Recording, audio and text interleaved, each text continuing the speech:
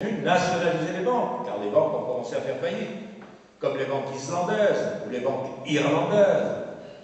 Et voilà, les États sont venus aider les banques. Et qu'est-ce qui s'est passé? C'est que les États eux-mêmes n'ont pas assez de ressources pour aider les banques. Et les États eux-mêmes se sont endettés. Et nous avons la crise de la dette souveraine. La dette souveraine, c'est la dette des États. Hein? Alors, quel est ce qu'on appelle en économie le prêteur de dernier recours? Le prêteur de dernier recours, c'est l'État. Mais quand l'État lui-même n'a plus rien, qu'est-ce qui se passe? L'État s'effondre. L'État peut s'effondrer, ou peut se déclarer insolvable.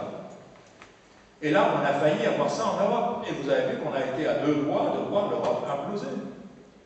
Si l'affaire grecque n'avait pas été corrigée, et l'affaire grecque n'est pas terminée d'ailleurs, hein, parce qu'il s'agit maintenant, on laisse passer les élections allemandes, mais il va falloir de nouveau aider la Grèce. Hein.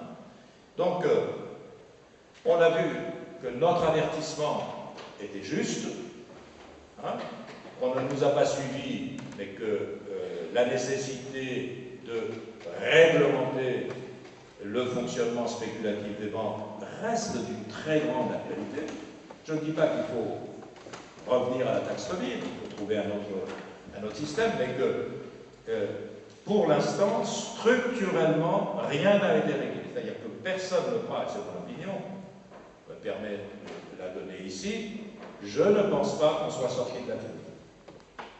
Et il règne depuis quelques mois une espèce de petite euphorie à l'échelle internationale, et toute la croissance, ou l'amorce de croissance que l'on voit est une amorce faite à base de dette de l'État. Soit parce que le Japon verse des milliards de yens à son économie, au point que le Japon est aujourd'hui endetté à plus de 200% de son PIB, ce qui ne s'est jamais vu en économie. Ce qui fait que le Japon, littéralement, est un État failli. Si ça avait été la Grèce, personne ne lui prêterait un centime. Donc, l'économie japonaise fonctionne.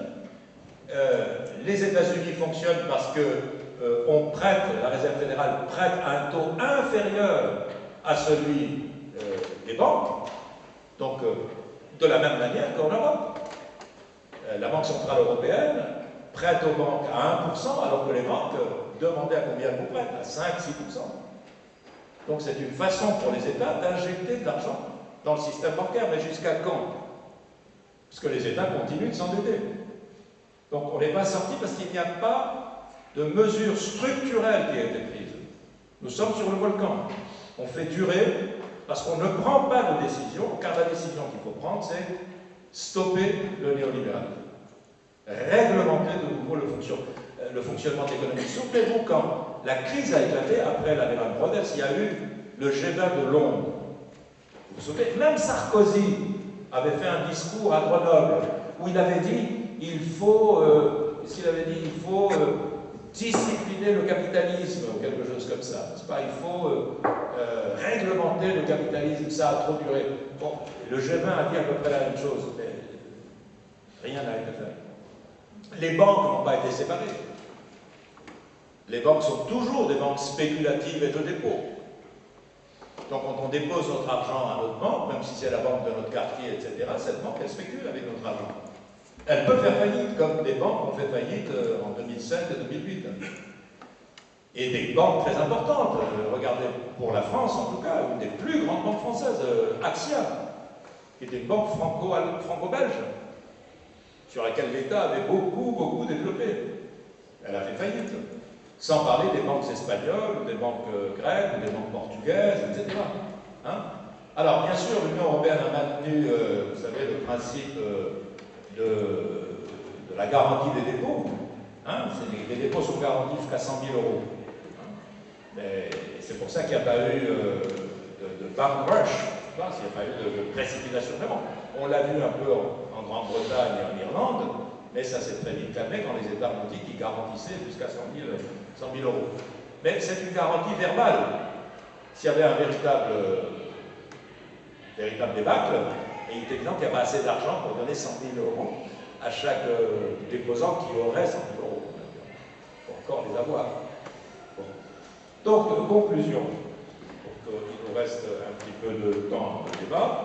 c'est que le principe, si vous voulez, de la taxonomie, ou le principe de la réglementation du néolibéralisme demeure posé, qu'on n'est pas sorti du néolibéralisme alors qu'on croyait que la crise allait nous permettre de sortir du néolibéralisme, revenir à un keynésianisme raisonné, hein, et que par conséquent, une organisation comme ATTAC, qui malheureusement s'est un peu délitée au cours de ces dernières années, est devenue aujourd'hui davantage, disons, une organisation académique hein, qu'une organisation sociale, hein, eh bien, je pense qu'elle est plus nécessaire que jamais, parce que cette bataille-là, la bataille, disons, sur le front financier, la bataille sur le front financier, est plus nécessaire que jamais.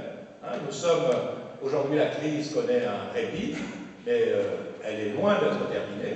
Nous sommes menacés d'ailleurs maintenant par des forces, disons, d'extrême droite, qui ont profité de la crise pour voir monter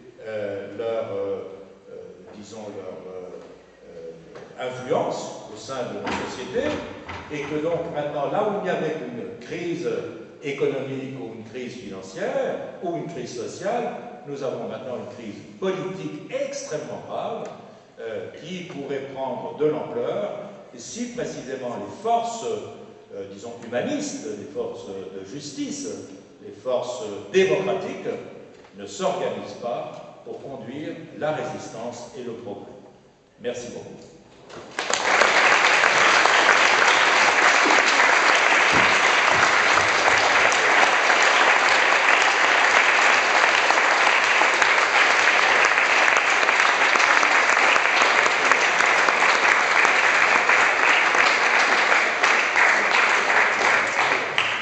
Le temps des questions, si jamais je